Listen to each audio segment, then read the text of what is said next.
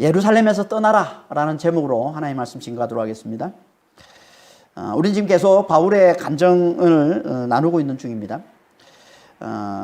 그런 앞에서 교회를 핍박하러 다메섹으로 가던 중에 갑자기 하늘로부터 너무나 큰 빛과 생생한 목소리로 나타나신 그 부활하신 예수님을 만나게 됐다고 얘기를 하고, 그리고 그 영광에 눈이 벌어버린 그는 이제 그분의 지시로 이제 다메섹으로 들어가서 3일간 소경으로 있다가 예수님께서 보내신 아나니아라는 그 제자를 통해 다시 눈을 뜨게 됐다고 하고는, 또 그 아나니아를 통해서 자신이 그 부활하신 예수님을 보고 또 그분의 음성을 듣게 된 것, 그래서 하나님의 뜻을 확실히 깨닫게 된 건 열방의 그분을 위해서 열방에 있는 모든 사람들에게 그 보고 들은 것의 증인으로 부르신 것이라는 그 얘기를 들었다라고 이제 얘기를 하죠, 바울이.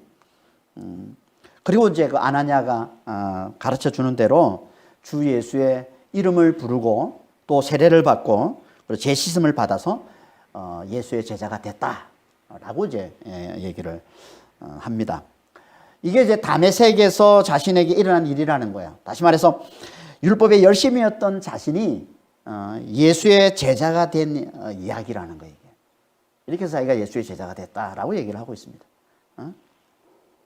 그러니까 부활하신 예수님을 만났기 때문에 자기가 예수의 하나님이 보내신 의로운 분, 메시아, 부활하신 예수님을 만났기 때문에 자기가 예수의 제자가 됐다라고 얘기를 하는 거죠.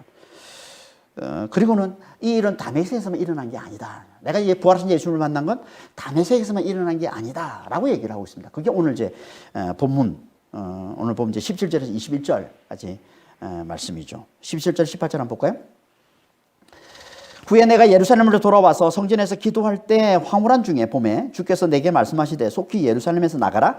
그들은 네가 내게 대하여 정언하는 말을 듣지 아니하리라. 다메섹에서 부활하신 예수님을 만난 후에 이제 예루살렘에 왔는데, 그래서 예루살렘에서 성전에서 기도할 때 그때 또 주님이 나타나셔서 내게 말씀하셨다라고 얘기를 하고 있는 거예요. 그 부활하신 예수님이 또 내게 나타나셔서 말씀하셨다.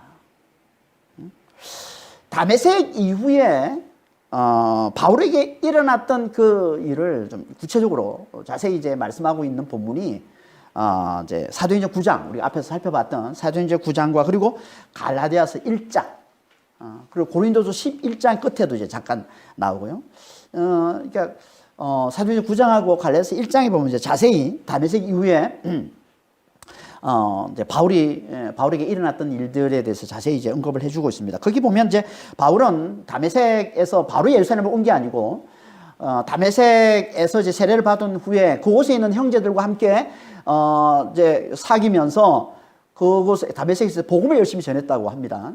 그러다가 이제 성령께 이끌려서 3년간 그 다메섹 남서쪽에 있는 나바티아 왕국이라고 있습니다. 그러니까 아라비아 땅인데요. 그 나바티아 왕국. 당시에 나바티아 왕국이 대단히 좀 그 강대해서 이게 다메섹까지 이제 이 나바티아 왕국에 속해 있었던 거예요. 그 나바티아 왕국에 가서 주님과 친밀한 사귐을 이제 훈련받으면서 그곳에서도 복음을 이제 전합니다. 3년 동안. 그리고 다시 이제 다메섹으로 돌아와서 열심히 이제 복음을 전하다가 다메섹에 있는 그 나바티아 왕국의 그 왕, 아레다 왕이죠. 고린도서 11장에 보면 아레다 왕 이야기가 나오는데, 그 아레다 왕이 세운 총독이 있어요. 다메섹 총독. 그 총독으로부터 이제 죽임을 당할 위기에 처하게 됩니다. 거기서 열심히 아마 유대인들이 열심히 복음을 전했겠죠. 근데 이거 유대인들이 이제 그 바울을 미워하면서 그곳에 있는 이제 다메섹 있는 그 나바티아 왕국 관리들하고 이제 공모를 해서 이제 바울을 죽이려고 하게 되죠. 그걸 알고서 이제 바울이 밤중에 광주리를 타고 이제 다메섹 그 성에서 빠져나오죠. 도망쳐서 어디로 오냐면 그때 이제 예루살렘으로 옵니다. 예루살렘에 와서 이제 바나바의 중재로 이제 사도들, 예루살렘에 있는 사도들과 또 사귀게 되고, 어느 것도 자연스럽게 이제 예루살렘에 있는 그 유대인들에게 이제 복음을 또 증거합니다. 그러다가 그 유대인들로부터 또 죽임을 당할 위기에 처하게 되고, 그래서 그 예루살렘 교회 이제 형제들이 도와줘서 이제 가이사랴로 내려가서 거기서 배를 타고 이제 고향 다소로 이제 피신하게 되는 이야기가 이제 그 사도행전 9장과 그리고 이제 갈라디아 1장에 나오는 이야기죠. 이게 이제 바울이 회심한 후에 다메섹에서 회심한 이후에 이제 일어났던 일들입니다. 근데 오늘 본문에 보면 그건 다 생략을 하고 그러니까 거기에 나오지 않는 오늘 본문에만 나오는 이야기를 이제 간증하고 있는 거예요. 그러니까 다메섹에서 예루살렘에 돌아왔는데 그 예루살렘에서 성전에 가서 이제 기도할 때 황홀한 중에 주님이 내게 나타나셔서 말씀하셨다. 이렇게 얘기를 하고 있는 겁니다. 이 얘기는 유대인들에게는 대단히 중요한 의미가 있는 얘기죠. 유대인들에게. 왜냐하면 다메섹에서 나타나서 그에게 말씀하신 그분이 성전에서 나타나셨다는 건 유대인들에게는 의미가 다른 거예요. 예루살렘의 성전, 하나님의 성전, 그곳에 다메섹에서 만났던 그분이 거기서 또 나타나서 바울에게 또 나타나서 또 말씀을 하셨다? 이 말은 그분, 그 다메섹에서 만났던 그 부활하신 그 예수님, 그분이 진짜 하나님이 보내신 메시아, 하나님이 보내신 어려운 분, 그 메시아가 맞구나라는 어떻게 보면 유대인들에게 그걸 확실히 증거해 주는 얘기가 되는 것이기 때문에 이 유대인들에게 대단히 의미가 있는 거죠. 그래서 바울이 다른 데서는 언급하지 않은 이 이야기를 유대인들에게만 이제 간증으로 말해주고 있는 거죠, 지금. 그러니까 이 말은 곧 그분이, 내가 만난 그분이, 다메섹에서 만난 그분이 바로 하나님이 보내신 메시아가 맞다는 걸 지금 강조하고 있는 거예요. 그래서 성전에서 그분이 내게 나타나서 말씀하신 걸 이제 간증으로 얘기를 하고 있는 거죠. 그렇게 성전에서 기도할 때 황홀한 중에 그분이 나타나셔서 내게 말씀해 주셨다. 기도할 때 황홀한 중에 주님이 나타나셔서 말씀해 주시는 이 일은 사도행전 10장에 보면 사도 베드로도 똑같이 경험한 일입니다. 이제 그 사도행전 10장에 이제 그 이방인 로마 백부장 이제 고넬료에게 이제 하나님께서 이제 복음을 전하도록 하기 위해서 사도 베드로를 이제 고넬료에게 붙여 주시는데 그 붙여 주시기 위해서 어떻게 하십니까? 베드로가 기도할 때 주님이 거기에 찾아와서 황홀한 중에 주님이 거기에 찾아와서 주님이 말씀해 주시는 말씀이 이제 사도행전 10장의 9절에 13절 말씀이에요. 그때 베드로가 기도하려고 지붕에 올라가니 그 시간 제6시더라. 그가 시장하여 먹고자 하매 사람들이 준비할 때 황홀한 중에 하늘이 열리며 한 그릇이 내려오는 것을 보니 큰 보자기 같고 내 귀를 메어 땅에 들이웠더라. 13절에 또 소리가 있으되 베드로야 일어나 잡아 먹으라 하거늘. 보자기 환상을 보고 보자기가 내려오는 환상을 보고 하늘에서 그리고 그곳에 이제 여러 각종 짐승들이 다 있는 거죠. 먹을 수 없는 부정한 짐승들이 있는. 근데 그걸 이제 먹으라라고 얘기를 하는 그 이제 환상과 그 음성을 이제 베드로가 듣게 되는 겁니다. 똑같이 베드로도 기도할 때 황홀한 중에 주님을 만난 이야기를 하고 있는 겁니다. 그러니까 참 베드로도 바울도 참 기도 열심히 했어요. 잘 보면 이 사도행전 10장 9절에 보면 제6시더라. 제6시에 기도해서 6시가 언제냐면 이게 성경에서는 시간을 이제 오전 6시부터 시간을 계산하는 거예요. 그래서 6시가 0시가 되는 거고, 그러면 이제 3시 그러면 오전 9시, 6시 그러면 낮 12시가 되는 겁니다.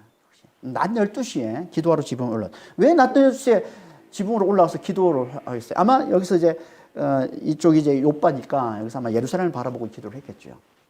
베드로가 왜 그랬을까요? 그 유대인들의 기도 시간에 맞춰서 기도하는 거예요. 유대인들은 율법으로 하루에 3번 기도하게 되어 있습니다.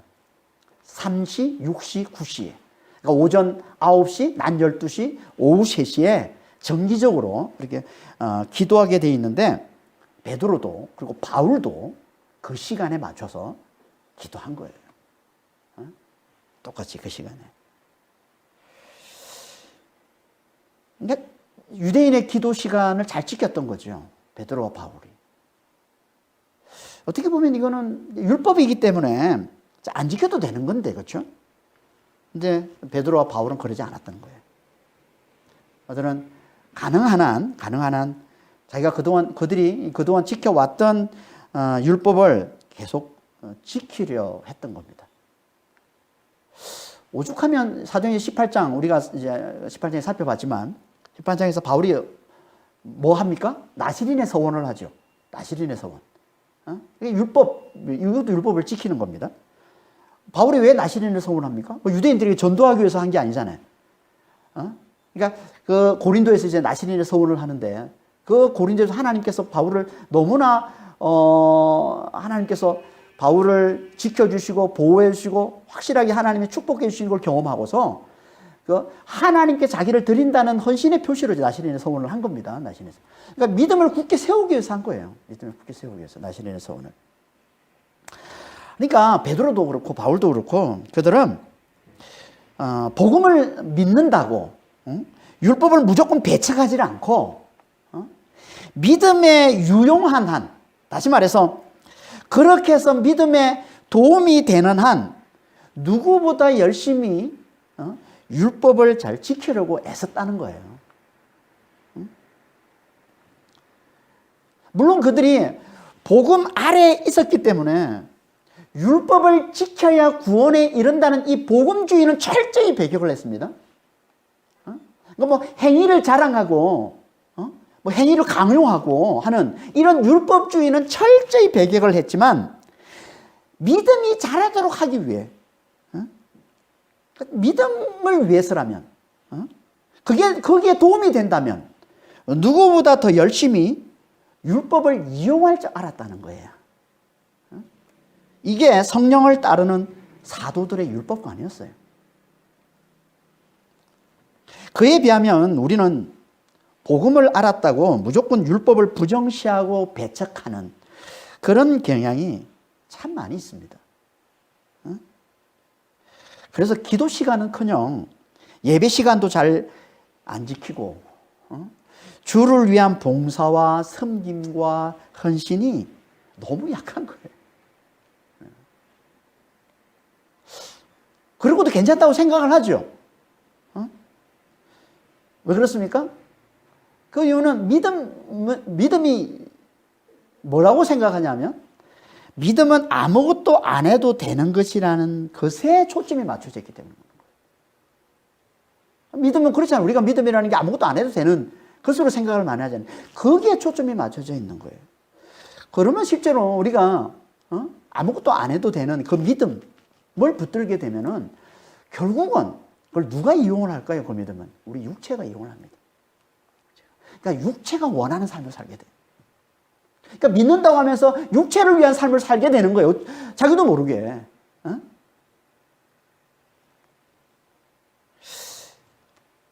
믿으면서도 육체를 위하는 삶을 산다? 그러면 결국 어떻게 되겠어요? 결국 믿음이 약해지고 그러다가 결국 믿음을 잃어버리고 마는 거예요. 그러니까 믿음과 육체를 위한 삶은 같이 갈 수가 없는 거거든요.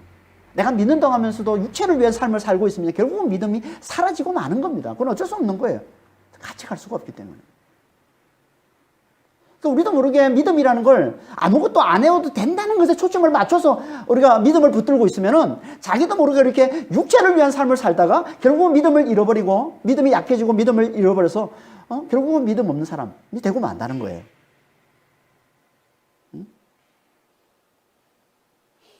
그러니까 믿음은 아무것도 안 해도 되는 율법의 반대를 말하는 게 아니고 믿음은 참 우리가 초점을 잘 맞춰야 되는데 믿음 붙들 때 아무것도 안 해도 된다는 것에 초점을 맞추면 율법의 반대에 초점을 맞추는 게 아니고 그때 보면 믿음은 율법을 초월하는 겁니다.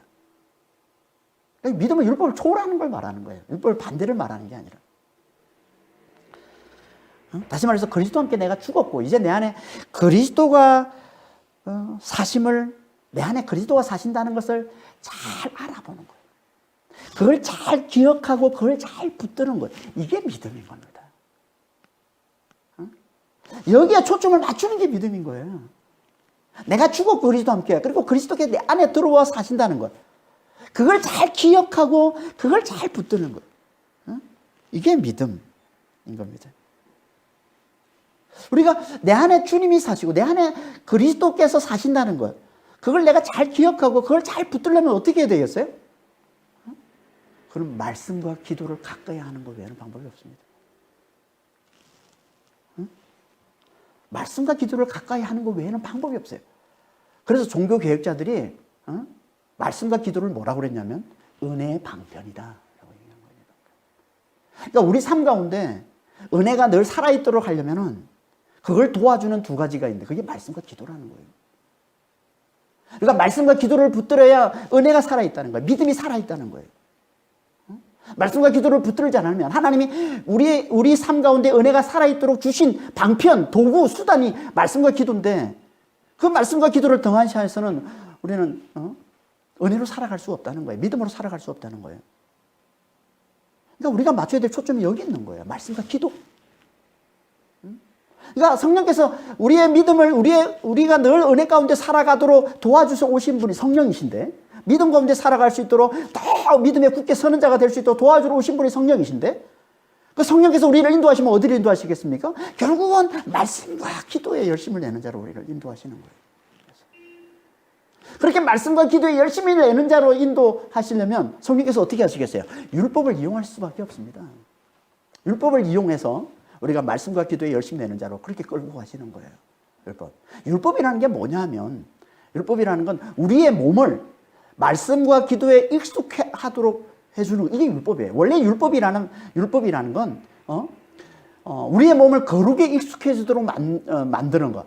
거룩에 익숙해지도록 하기 위해서 하나님이 주신 거. 이게 율법인 거예요. 거룩에 익숙해지도록. 거룩에 길들여지도록 우리의 몸을. 그래서 이 율법이라는 이 단어 속에는 이 익숙해지다 또는 길들이다, 관습, 습관 이런 의미가 담겨 있는 거예요. 율법이라는 단어 속에. 그러니까 성령께서 우리의 몸을 말씀과 기도에 익숙해지게 하는 이 율법을 이용해서 우리를 말씀과 기도에 훈련된 자로 하나님 성령께서 그렇게 우리를 이끌고 가시는 겁니다. 그래서 베드로도 바울도 율법으로 복음을 알기 전에 율법으로 지켜오던 그 유대인의 그 정기 기도 시간을 복음 아래서 복음을 깨닫고 성령께 이끌리면서 더 열심히 지키는 거예요. 더 잘. 유대인의 이 기도 시간을. 우리도 마찬가지입니다. 성령께 이끌려서 성령께서 우리를 이끌고 가시면 성령께서 우리를 어디를 이끌고 가시냐면 우리 믿음을 위해서 더 말씀과 기도하는 자로 우리를 이끌고 가신다는 거예요. 그러니까 율법을 이용해서라도 우리가 말씀과 기도에 훈련된 자로 성령께서 우리를 이끌고 가시는 겁니다. 늘 우리 안에 은혜가 살아있도록 우리가 믿음에 굳게 서는 자가 되도록 하기 위해서 성령께서 우리를 더 말씀과 기도를 가까이 하는 자로 끌고 가시는. 그러려면 어떻게 해야 되겠어요? 그러면 성령께서 우리를 누구보다 열심히 기도 시간을 잘 지키고 예배 시간을 잘 지키는 자로 만들어 가시는 거죠. 그러니까 성령 충만한 자는 예배 시간을 잘 지켜요. 더 성령 충만한 자는 기도 시간을 더 잘 지키는 겁니다.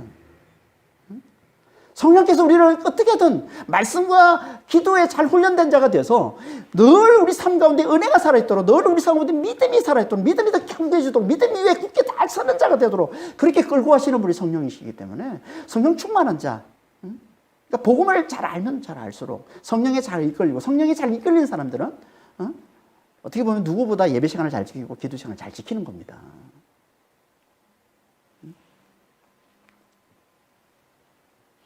그래야 우리 믿음이 견고해지고 그래야 우리가 믿음에 잘 굳게 서는 자가 될 수 있다는 거예요. 그렇게 기도할 때 베드로도 바울도 그렇게 기도할 때 황홀한 중에 주님이 나타나셨다는 거예요.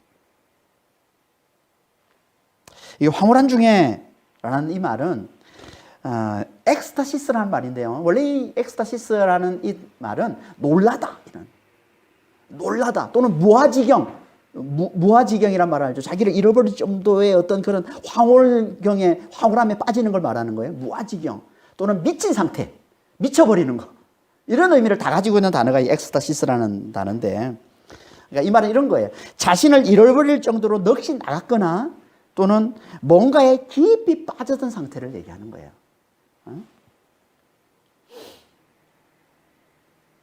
기도하면서 이런 경험을 해본 적이 있습니까? 기도하면서. 그러니까 기도를 깊이 하다 보면, 주님과 친밀한 사귐을 깊이 가지다 보면 이런 경험을 종종 합니다. 이런 황홀함, 이런 무아지경. 그때 주님을 만나는 거예요. 그때 주님의 음성을 듣게 되고 환상도 보게 되고, 그러니까 주님을 깊이 만나다 보면, 주님을 깊이 사귀다 보면, 이 베드로가 경험하고 또 바울이 경험했던 이 황홀함 가운데 주님의 음성을 듣고 환상을 보고 하나님 놀라운 은혜를 경험하게 되는 겁니다. 그러니까 바울은 성전에서 기도 중에 자신을 잃을 정도로 주님과의 친밀한 사귐에 깊이 빠져들었던 것이고, 그때 주님이 나타나셔서 그에게 말씀을 주셨다는 거예요. 그때 부활하신 예수님이 그에게 나타나셔서 말씀하셨다는 겁니다. 뭐라고 말씀하십니까? 속히 예루살렘을 떠나라. 정확히 번역하면 서둘러라, 그리고 속히 예루살렘을 떠나라 라는 말이에요. 그러니까 아주 어떻게 보면 강조하는 거예요. 빨리 예루살렘을 떠나라는 말을 지금 강조해서 얘기를 하고 있는 겁니다. 왜 이렇게 속히 예루살렘을 떠나라고 주님이 말씀을 하시는 걸까요? 왜? 그 이유를 말씀하고 있죠. 이 18절에 보면 그 이유를. 왜냐하면 그들은 네가 내게 대하여 증언하는 말을 듣지 않을 거기 때문에. 듣지 않을 거기 때문에.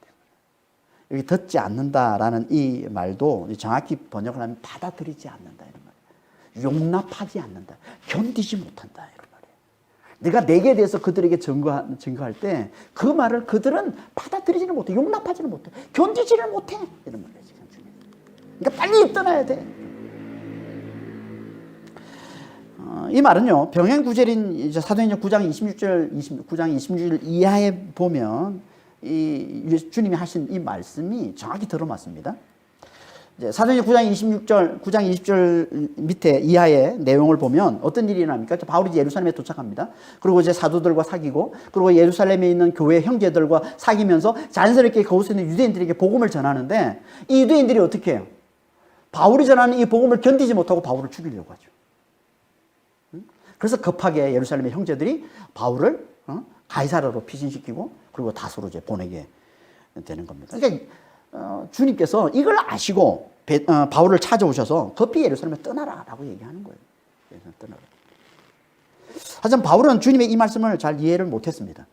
그래서 바울이 이렇게 대답을 하죠. 19절 20절에 내가 말하기를 주님, 내가 주를 믿는 사람들을 가두고 또 각 해당에서 때리고 또 주의 증인 스데반이 피를 흘릴 때 내가 곁에 서서 찬성하고 그 죽이는 사람들의 옷을 지킨 줄 그들도 아나이다.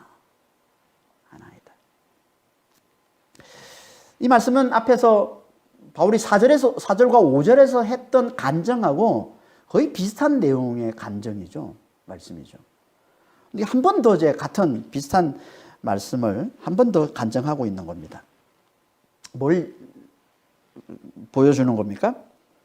그러니까 지금 바울은 자신이 너무나 율법에 열심이었음을 지금 유대인들, 자기 간증을 듣고 있는 유대인들이 한 번 더 확 각인시켜 주는 거예요. 자기가 누구보다 율법에 열심이었다는 거예요. 교회를 핍박하고 주를 믿는 자들을 가두고 때리고 또 스데반을 죽일 때, 그 주의 증인이 스데반을 죽일 때 적극 지지하고 찬성하고 참여하고 이런 얘기를 하는 건 유대인들에게, 지금 듣고 있는 유대인들에게 누구보다 율법에 열심이었음을 지금 한 번 더 이제 각인시켜 주는 거죠. 그랬던 내가 주님을 만나서 이렇게 변화됐다. 그러니 너희도 율법에 열심히 있는 너희도 이거 제발 이걸 좀 깨닫고 나와 같이 예수 믿는 자가 되자라는 거 지금 그런 의미를 담았으면 얘기를 하고 있는 거죠. 그러니까 바울은 그런 거예요. 바울은 유대인들이 자신이 얼마나 율법에 열심이었는지를 그것만 잘 알면, 다시 말해서 율법에 열심이었던 자신이 하나님의 능력으로 하나님의 놀라운 역사로 변화됐다는 것만 잘 알면 그들이 복음의 마음을 열 거라고 생각을 했던 거예요, 바울은. 그래서 속히 예루살렘을 떠나라는 이 주님의 말씀에 바울이 어떻게 이제 얘기를 했냐면, 그들은 다 내가 주를 믿는 자들을 가두고 때리고 또 주의 증인인 스데반을 죽이는데 내가 참여하고 덕후 그걸 지지했다는 걸 잘 알고 있습니다. 라고 얘기합니다. 잘 알고 있습니다. 내가 얼마나 율법에 열심히 했는지 그들이 다 잘 알고 있다는 거죠. 그러니까 그들과 똑같이, 아니 그들보다 더 율법에 열심히 했던 제가 그들에게 복음을 전해야 그들이 잘 복음을 받아들이지 않겠습니까? 근데 저보고 떠나라고요? 아니 누구보다 그들이 그렇게 따르고 있는 그 율법을 누구보다 열심히 따랐던 제가 이렇게 변화되어서 주님을 증거해야 그들이 그 복음을 잘 받아들이지. 제가 누구보다 이 복음을, 그들에게 복음을 전하는 적임자인데 근데 저를 떠나라고요? 이해를 못하겠다는 거죠. 그래서 주님이 다시 한 번 더 말씀하시는 게 21절에 뭐라고 말씀하고 있습니까, 주님이? 나더러 또 이르시되 떠나가라, 내가 너를 멀리 이방인에게로 보내리라. 아니라는 거예요. 아니라는 거예요. 가라는 거예요. 내가 너 저 멀리 이방인에게로 너를 보낼 거라는 거예요. 그러니까 18절하고 연결하면 어떤 말씀인 거예요? 네가 아무리 그래도 유대인들은 절대 네가 전하는 그 복음, 네가 전하는 나를 증거한다고 네가 전하는 그 말을 절대 듣지 않을 거기 때문에 내가 저 멀리 이방인에게 너를 보내는 거야. 그러니까 너는 빨리 여기서 떠나서 이방인에게로 가라라고 얘기하는 거예요. 그래도 바울은 이 말을 제대로 깨닫지를 못하고 설사 깨달았더라도 아마 그는 자기 동족 이 유대인들을 너무나 사랑했기 때문에 어떻게 합니까? 계속 거기서 머물면서 유대인들에게 계속 복음을 전했던 거죠. 그러다가 결국 주님의 말씀대로 그 유대인들로부터 죽임을 당할 그런 위기에 처하게 되고, 그러다 결국은 예루살렘 형제들이 도와줘서 피신하게 되는 거죠. 우리도 바울 입장이라면 아마 바울과 비슷한 같은 생각을 했을 거예요.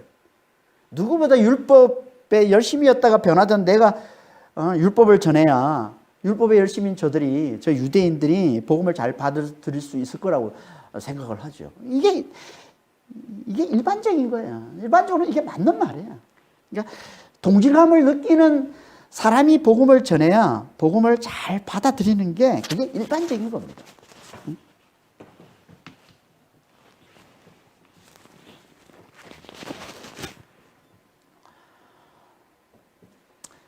그래서 전도서에서 전도자도 이렇게 전도하는 거잖아요.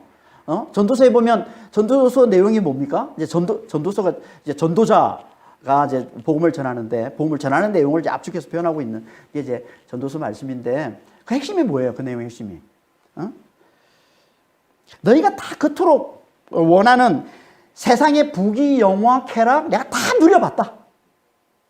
근데 헛되더라. 의미 있는 건 오직 하나밖에 없더라. 창조주 하나님을 기억하는 것. 그러니까 인생에서 가치 있는 거는 창조주 하나님을 경외하는 거가 하나밖에 없다. 이게 전도서 내용이에요. 이게 전도서 내용. 그러니까 모든 인간들이 다 꿈꾸고 있는 세상에서의 부귀, 영화, 쾌락 다 누려봤다는 거야. 내가 다 누려봤는데 다 헛되잖아. 그러니까 바울이 지금 전도서의 이 전도 방식을 그대로 지금 따라하고 있는 거죠. 그 유대인들, 율법에 사로잡혀 있는, 누구보다 율법에 열심히 있는 그 유대인들과 똑같은 삶, 아니, 그들보다 더 열심히, 율법을 붙들고 살아본 자신이 그들에게 복음을 전하기에 가장 적임자라고 생각을 하고 있는 게 바울이 지금.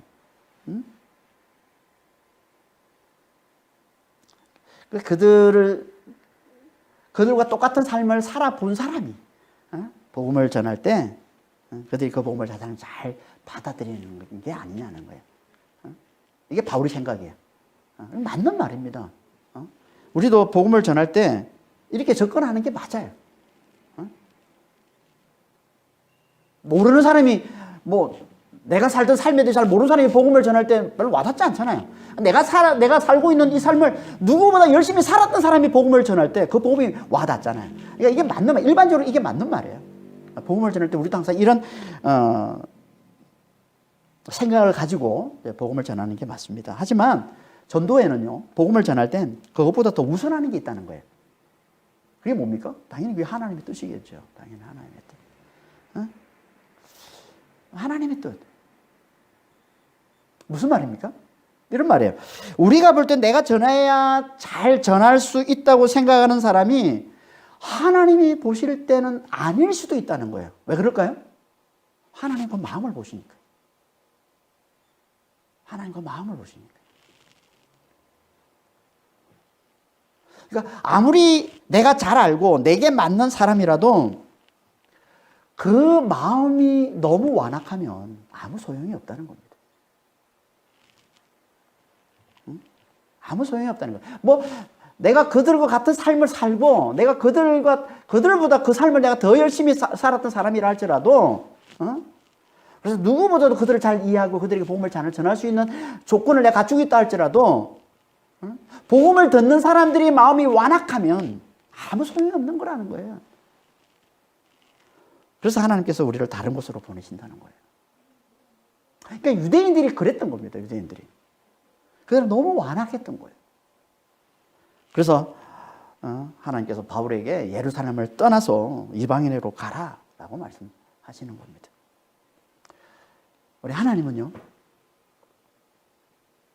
완악한 자보다 갈급한 자에게 항상 마음이 가는 가 있습니다. 우리 하나님은.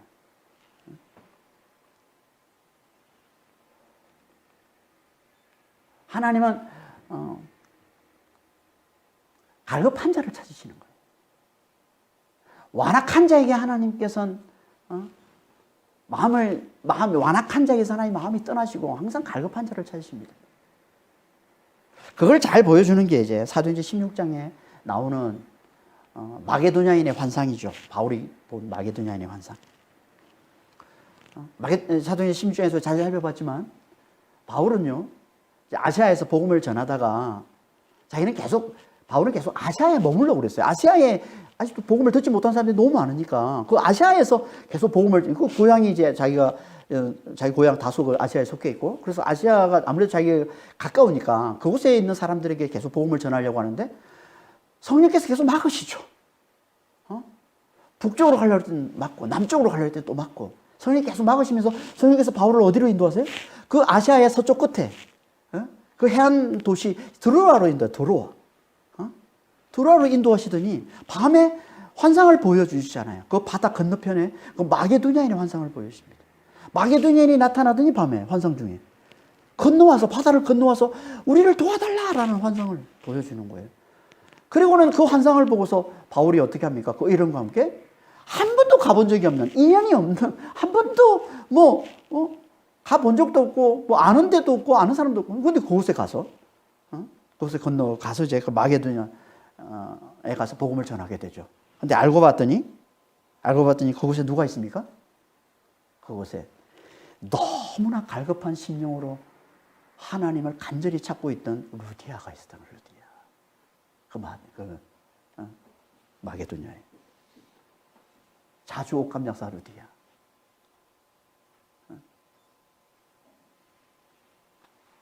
루디아는 유대인이 아닙니다. 그런데 유대인의 처소에 나와서 항상 기도했던 거예요.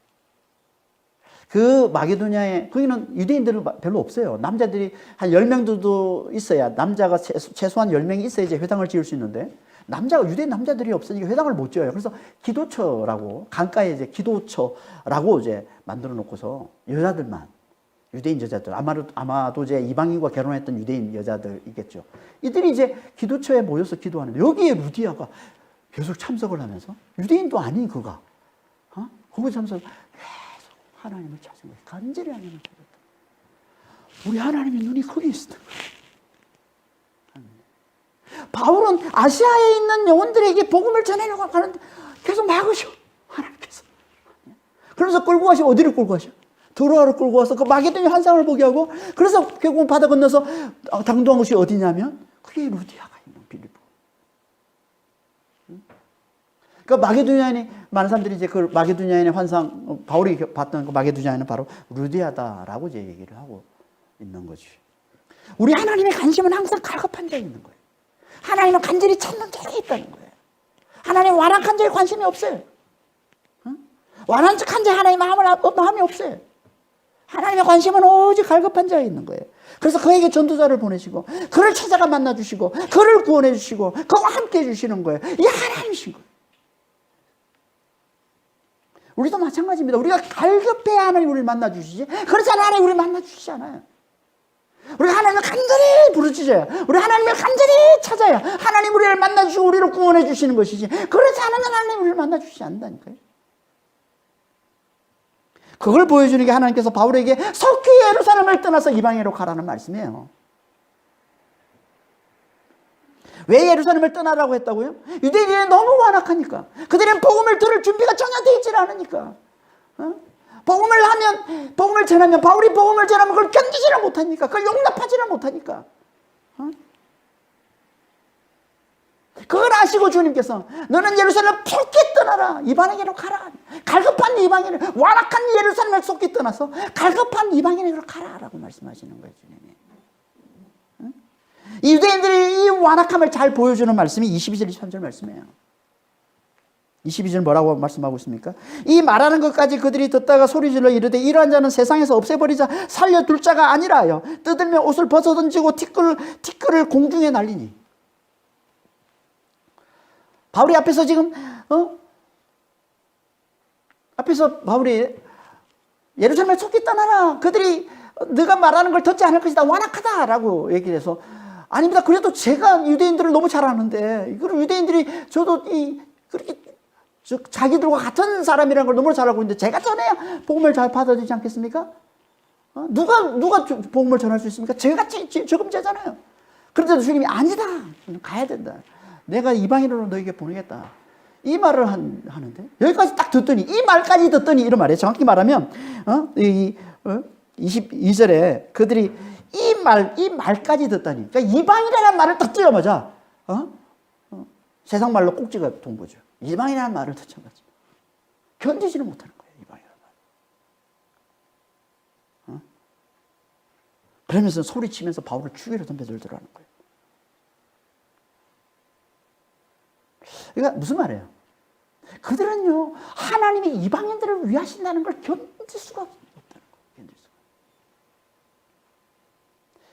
율법과 성전이 없는 그들을, 그 이방인들을 자기들처럼 그렇게 똑같이 사랑과 구원해 주신다는 것을 절대 받아들일 수가 없는 거예요. 절대 용납할 수가 없는 거예요. 그들이 볼 때 그건 신성 모독인 거예요. 그래서 털고 일어나는 거예요. 그래서 마치 미친 사람들처럼 바울을 죽이려고 덤벼드는 겁니다. 이게 율법과 성전, 아니 하나님이 율법과 성전을 주신 건 이방인을 섬기라고, 열방을 섬기라고 하나님이 그들에게, 유대인들에게 율법과 성전을 주신 것인데, 그 하나님의 뜻을 제대로 알아보지 못하고 그 껍데기 율법과 성전을만 붙들고서 그것으로 자기를 높이고 자기를 자랑하는 이 선민의식의 교만에 사로잡혀 있으니까 이런 완악한 모습을 보이더라는 겁니다. 이게 유대인들의 완악함이에요. 이들에게는 하나님의 은혜보다 더 가치 있는 게 유대인됨이야, 자신들의 유대인됨. 이런 자들에게 아무리 복음을 잘 가르친다고, 바울이 뭐 그들을 너무나 잘 알고 물품을 열심히 해서 변화되었기 때문에 자기가 전해야 설득력이 있다고 아무리 잘 전해도, 그렇게 설득 있게 잘 전한다 할지라도 절대 복음을 받아들이지 않는다는 거예요. 다시 말해서 그들은 절대 자기를 이방인과 동급으로 취급하는 걸 용납할 수가 없다는 거예요. 이게 교만에 사로잡히는 완악함이지. 여러분, 이 시대도 마찬가지 아닙니까? 이 시대도. 세상에 교만에 사로잡혀 있잖아요. 하나님께서 가난한 자와 약한 자를 섬기라고 주신 이 돈과 이 권력을 가지고, 이 부와 이 권력을 가지고 사람들이 다 어떻게 합니까? 자기를 높이잖아요. 자기를 자랑하잖아요. 철저히 가난한 자들, 철저히 약한 자들을 멸시하고 있잖아. 무시하고 있잖아. 이 세상의 모습이잖아, 이게. 가난하고 약한 자들 이류 인생이라고 그러면서, 열등한 인생들이라고 그러면서, 루저들이라고 그러면서 얼마나 많이 알보고 멸시합니까? 자기들만 대단한 존재인 양 여기면서. 그러니까 하나님이 섬기라고 주신 그 물질, 그 돈, 그 권력 가지고 그걸 자기를 높이고 자기를 자랑하는 이 교만에 사로잡혀 있는 이 인생들.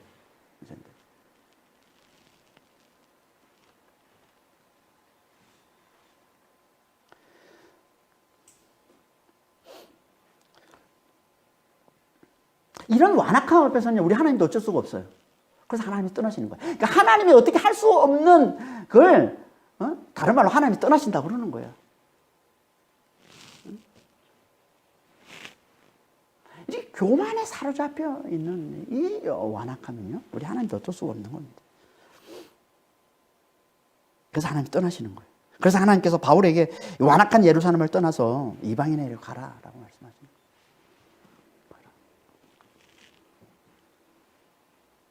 그러니까 바울은 지금 어떻게든 유대인들에게 복음을 전해서 그들이 예수님께로 돌아오도록 하려고 지금 이렇게 애쓰고 있지만 결과적으로는 지금 어떻게 된 겁니까? 결국은 헛수고꼴이 돼버린 거죠. 그들의 완악함만 다시 한 번 더 확인하고만 거죠. 그들의 완악함. 여전히 완악한 거예요. 여전히 완악한. 바울의 회심 때와 똑같아요. 바울이 회심됐을 때, 바울이 회심된 이후 지금 거의 25년이 지났는데, 회심되고 25년이 지난 지금 똑같아요. 그 전이나 지금. 여전히 유대인들은 여전히 완악한 상태예요. 그걸 다시 한번 확인한 거예요. 확인한 거예요. 물론 이걸 통해서 바울은 하나님의 뜻을 분명하게 이제 깨닫게 됐죠. 뭐죠, 그게? 지금은 이 완악한 유대인들에게 복음을 전할 때가 아니라는 거예요. 지금은 갈급한 이방인들에게 복음을 전할 때라는 이 하나님의 뜻을 어떻게 보면 이 사건을 계기로 이 유대인들이 다시 한번 들고 일어나는 이 사건을 계기로 다시 한번 확인하게 된 겁니다. 그리고는 바울은 이제 적극적으로 자신이 로마 시민임을 내세우면서 결국 이제 로마로까지 가게 되는 거죠. 이게 이제 24절 이하에 계속 이어지는 말씀인데, 그래서 24절 이하에 보면 이렇게 말씀하고 있습니다. 24절 이하에 천부장이 바울을 영내로 데려가라 명하고 그들이 무슨 일로 그에 대하여 떠드는지 알고자 하여 채찍질하며 신문하라 한데, 가죽줄로 바울을 매니 바울이 곁에 서 있는 백부장들을 이르되 너희가 로마 시민된 자를 죄도 정하지 않냐고 채찍질할 수 있느냐 하니, 백부장이 듣고 가서 천부장에게 전하여 이르되 어찌하려 하느냐, 이는 로마 시민이라 하니, 천부장이 와서 바울에게 말하되 네가 로마 시민이냐? 내게 말하라. 이르되 그러하다. 천부장이 대답하되 나는 돈을 많이 들여 이 시민권을 얻었노라. 바울이 이르되 나는 나면서부터라 하니, 신문하던 사람들이 곧 그에게서 물러가고 천부장도 그가 로마 시민인 줄 알고 또 그 결박한 것 때문에 두려워하니라. 당시 로마 시민은요, 대단한 특권을 누렸습니다. 로마 시민. 그 중에 하나가 이제 뭐냐면, 죄가 확실히 밝혀지기 전에는요, 어떤 형벌도 가할 수 없게 했어요. 로마 시민들에게는. 채찍질하고 당시 채찍질은 엄청 가혹한 형벌입니다. 채찍질 항상 이제 예수님이 채찍질 맞았잖아요. 그 채찍 끝에, 가죽 끝에 이제 쇠 조각을 붙여가지고 그걸 치면 이제 살점이 뜯겨서 나가는 진짜 가혹한 형벌인데요. 그러니까 죄가 확실히 밝혀지기 전에는 그런 가혹한, 채찍질을 비롯한 가혹한 형벌을 받을 수 없게 되어 있습니다. 로마 시민들은. 그게 로마 시민에게 주어진 특권이에요. 그래서 바울이 채찍질을 하려 하니까 자기가 로마 시민임을 바뀐 것이고, 그 말을 듣자 백부장이 놀래가지고 천부장에 달려가서 로마 시민이라는데 어떻게 합니까? 그러니까 천부장이 또 놀라서 달려와서는 네가 로마 시민이냐? 라고 물어보고는 자기는 돈을 주고 샀는데 너는 어떻게 로마 시민이 됐냐? 그러니까 로마 시민 되는 게 대단한 거예요, 이게. 그러니까 난 돈을 주고 샀는데 넌 어떻게 됐냐? 그랬더니 바울이 난 나면서부터 됐다. 라고 얘기를 합니다. 당시에 이제 외국인이 로마 시민이 될 수 있는 어떤 조건은 세 가지예요. 로마를 위해 공을 세운다든지, 무슨 공로가 있다든지, 아니면 로마인 가정에서 태어났다든지, 로마 시민의 집에서 태어났든지, 아니면 돈을 주고 사는 거예요. 그러니까 로마 귀족들이 이제 이 로마 시민을 가지고 돈벌이 수단으로 삼았던 거죠. 그래서 돈을 뇌물을 많이 주고서 이제 로마 시민권을 주고 했던 겁니다. 당연히 돈을 주고 로마 시민이 된 사람들보다 나면서부터 로마 시민인 자가 훨씬 더 존중을 받았어요. 그러니까 이제 천부장이 바울이 나면서부터 로마 시민이라 그러니까 어떻게 보면 더 이제 이렇게 두려워했던 거죠. 그리고는 자기가 잘못한 걸 이제 결박하고 한 로마 시민을 죄도 묻지도 않고 결박하고 했으니까 이제 그 자기가 잘못한 걸 이제 만회하려고 이제 이후에 이제 철저하게 바울을 잘 이제 보호하게 되는 거죠. 그래서 나중에 이제 로마로까지 바울이 갈 수 있게 된 겁니다. 왜 하나님께서 이렇게 예루살렘에서 복음을 전하려는 바울을 불러내서 로마로 가게 만드신다고요? 왜? 유대인들의 이 완악함 때문에. 절대 복음을 들으려 하지 않는, 받아들이려 하지 않는, 어디 자기 생각에 사로잡혀 있는, 그 교만에 사로잡혀 있는, 자신은 선민이라는 이 교만에 사로잡혀 있는 이 완악함 때문에. 그럼 하나님이 떠나실 수밖에 없다는 거예요. 성경에 보면 항상 하나님의 떠나심은 환난과 직결이 됩니다. 환난. 하나님의 떠나심이 곧 뭐냐면 그게 환난이에요. 그래서 호세아서 5장 15절에 이렇게 말씀하고 있는 거예요. 그들이 그 죄를 뉘우치고 내 얼굴을 구하기까지 내가 내 곳으로 돌아가리라. 그들이 고난받을 때 나를 간절히 구하리라. 얼굴을 돌려버린다는 말이 떠난다는 얘기예요. 하나님이 떠나가시면 곧 그게 뭐예요? 고난을 받는 거예요. 하나님이 은혜로 우리를 이렇게 덮어주지 않으면, 그 은혜를 거두가 버리면 우리 삶은요 고난이에요. 환난이에요.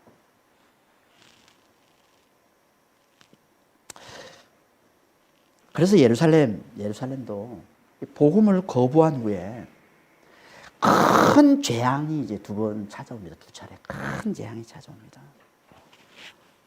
복음을 거부하고 이 완악함으로 복음을 거부한 후에 큰 재앙이 두 번 찾아오는데, 한 번은 바울 당시에 큰 기근이 일어납니다. 큰 기근이 AD 45년경에 AD 한 45년경에 큰 기근이 찾아옵니다. 그래서 오랫동안 이 예루살렘과 유대 땅이 가난에 시달리게 됩니다. 그래서 바울이 이방인 교회에서 구제연금을 모아다가 계속 예루살렘 교회를 도와주고 구제하고 했던 거예요. 오랫동안 예루살렘과 유대가 가난에 시달리게 됩니다. 큰 기근으로 인해서. 그리고 또 하나는 바울 사후에 바울이 죽고 난 이후에 예루살렘 성전이 파괴되는 전쟁을 겪는 겁니다. 두 차례 큰 재앙을 예루살렘이 당합니다. 그러니까 참, 그러니까 45년경에 큰 기근이 찾아와서 바울이 이방인 교회에서 헌금을 모아서 안디옥 교회에서 이제 11장에 보면 안디옥 교회에 있을 때 헌금을 모아서 갖다 주고, 그 다음에 이제 우리가 지금 살펴보고 있는 21장 이후에 이제 예루살렘 교회 찾아온 것도 이방인 교회들, 그 유럽과 아시아에 있는 교회들에서 헌금을 모아서 지금 이제 예루살렘 교회에 전달해 주러 온 거잖아요. 그러니까 이렇게 큰 기근으로 해서 이제 바울이 예루살렘 교회에 와서 어떻게든 이 기회에 또 복음을 전하려고, 그들이 복음을 거부했기 때문에 이런 환난을 당하고 있는 건데, 그래서 다시 복음을 전하고 있는데 또 그걸 거부해요. 환난이 찾아왔는데도 계속 완악함에 떠나지를 않으니까 결국 어떻게 됩니까? 더 큰 재앙이 찾아오는 거예요. 예루살렘 성전이 파괴되는, 철저하게 무너지고 마는 그런 큰 전쟁이 찾아오게 되는 거죠. 그게 AD 70년이 이제 예루살렘 멸망이잖아요. 예루살렘 멸망. 복음을 계속 거부하니까. 그걸 깨우쳐 주려고 환난을 보냈는데도 또 여전히 깨닫지를 못하고 여전히 완악함에 머물고 있으니까 더 큰 재앙으로 하나님께서 그들을 멸하시는 것을 이제 보여주고 있습니다. 왜 하나님께서 복음을 받아들이지 않는 자들에게 환난을 주시는 걸까요? 왜? 당연히 그건 그들의 교만을 깨트려서 하나님 앞에 갈급한 자가 되게 하시는 거죠. 응? 그래서 지금 우리도 코로나의 환란을 겪고 있는 거예요. 왜 우리가 코로나의 환란을 왜 겪습니까? 우리가 완악하기 때문에 그러는 거예요. 우리 교만 때문에 그러는 거예요. 우리 탐욕 때문에 그러는 거예요. 코로나가 왜 일어났습니까? 모두가 다 인정하는 게 뭐예요? 코로나가 왜 일어났습니까? 우리의 교만 때문에. 인간이 최고라는 이 교만과, 그리고 인간이 이 배를 채우기 위해서 자연을 파괴해서라도 우리의 이 배를 채우려고 하는 이 탐욕스러움.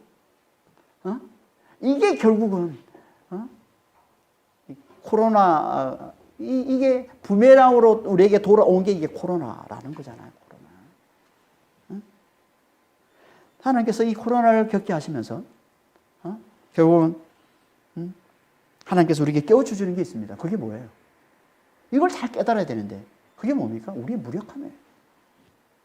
우리의 무력함이에요. 이 코로나 앞에 우리는 아무것도 할 수가 없어요. 아무것도 할 수가 없어요. 얼마나 무력합니까, 우리가? 그래서 지금 뭐 백신이 나온다고 백신을 이제 기대고 있지만, 오랫동안 1년이 넘도록 2년 가까이 이렇게 우리가 코로나에 시달리고 난 다음에 이런 환란을 겪으면서 철저하게 우리의 무력함을 깨닫고, 하나님을 찾고 하나님 앞에 간절히 좀, 하나님의 도우심, 하나님의 은혜를 구하는 자가 되기를 하나님이 원하시는 거거든요. 이 코로나 환란을 통해서. 아마 그때를 맞춰서 하나님 백신을 주실 거예요, 우리에게. 그때를 맞춰서. 그런데 이 환란을 겪고도 우리가 여전히 정신을 못 차리고 여전히 완악함 가운데 머무르고 여전히 교만에 사로잡혀서 인간이 최고다. 배를 위해서라면 자연 같은 거 다 파괴해도 괜찮다. 이런 생각이 우리 앞에 살아가고 있으면 세상이 그렇게 살고 있잖아요, 지금. 우리의 배를 위해서 그냥 자연을 지금 뭐 다 파괴하고 있지 않습니까, 지금. 그래서 이상 기온이 생기고 막, 코로나가 일어나고 하는 이 모든 것들이 다 그렇게 생기는 건데 여전히 여기에 빠져 있으면, 이 완악함에서 벗어나지 못하고 있으면은 결국은 어떻게 되겠어요?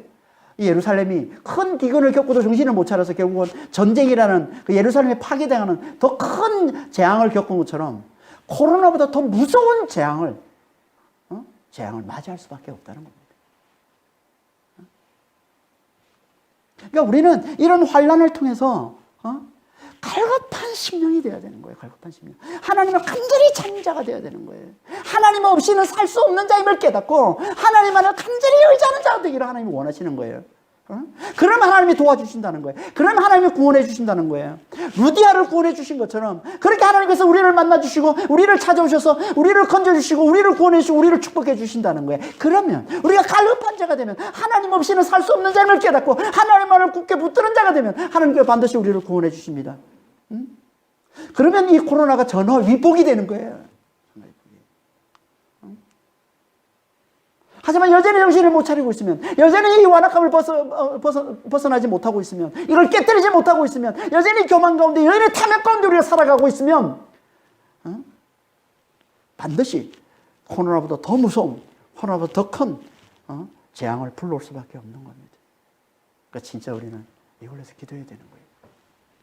먼저 우리 자신을 위해서, 이런 환란을 겪으면서 우리 자신을 위해서, 내가 하나님 앞에 교만에 사로잡혀서 완악한 가운데 살고 있지는 않았는지 돌아보고, 교만과 탐욕에 사로잡혀 살고 있지 않았는지 돌아보고, 하나님 앞에 가슴을 치면서 하나님의 은혜 없이는, 하나님의 도우심 없이는 살 수 없는 자임을 하나님 앞에 간절히 부르짖는 그런 갈급한 심령이 되어야 되고, 그리고 우리 교회가, 그리고 우리 주변에 있는 사람들이, 이 땅에 있는 사람들이 그렇게 하나님 앞에 좀 갈급한 자가 될 수 있도록, 그렇게 하나님을 간절히 찾는 자가 될 수 있도록, 하나님을 간절히 부르짖는 자가 될 수 있도록 하나님 도와달라고. 하나님 그렇게 기도하는 자를 지금 하나님이 찾고 계시는 거예요. 우리 교회가 그런 교회가 되기를 하나님이 원하시는 겁니다. 그렇게 갈급한 교회가 되어서 하나님께서 만나주시고 찾아주시고 구원해주시고 그래서 회복시켜주시는 하나님의 놀라운 은혜가 충만한 그런 교회가 다 되시기를 예수님으로 축원합니다. 기도하겠습니다. 하나님 아버지, 하나님은 전도자 바울을 완악한 예루살렘을 떠나 갈급한 이방인에게로 가게 하신 것처럼 완악한 자들에게서 떠나시고 갈급한 자를 찾으시는 하나님이심을, 환난을 통해 갈급한 심령이 된 자들을 만나주시고 찾아오시고 함께해 주시고 위로해 주시고 구원해 주시는 하나님이심을 오늘 말씀을 통해서 저희들 다시 한번 깨닫게 해주시니 감사합니다. 아버지 하나님, 지금 우리가 당하고 있는 이 코로나2 환난을 통해서 주여 정말 아버지요, 겸손한 자들이 많이 나올 수 있도록 좀 도와주시옵소서. 갈급한 자들이 많이 나올 수 있도록 좀 도와주시옵소서. 하나님의 떠나서는 살 수 없음을, 정말 우리는 무력한 자임을, 하나님의 은혜 없이는, 하나님의 도움 없이는 살 수 없는 자임을 알고 하나님께 간절히 부르짖는 아버지 갈급한 심령들이 많이 나올 수 있도록 아버지 하나님 저희들을 축복하여 주시옵소서. 그래서 저희를 아버지요 만나주시고 아버지 이름 저희를 구원해 주시고 아버지 저희를 축복하여 주시옵소서. 우리 교회가 아버지 그런 교회가 되기를 원합니다. 갈급한 자들의 교회가 되기를 원합니다. 하나님을 간절히 찾는 교회가 되기를 원합니다. 그래서 우리 교회를 주님 통해서 주님 역사하여 주시옵소서. 아버지 하나님, 그래서 우리 주변에 더 많은 사람들이 하나님 앞에 갈급한 심령으로 나올 수 있도록, 하나님을 간절히 찾는 자가 많이 나올 수 있도록, 그래서 하나님께 구원받는 자들이 많이 나올 수 있도록 주여 저희들을 축복해 주시고 주님 인도하여 주시옵소서. 감사하며 우리 주 예수 그리스도로 기도합니다.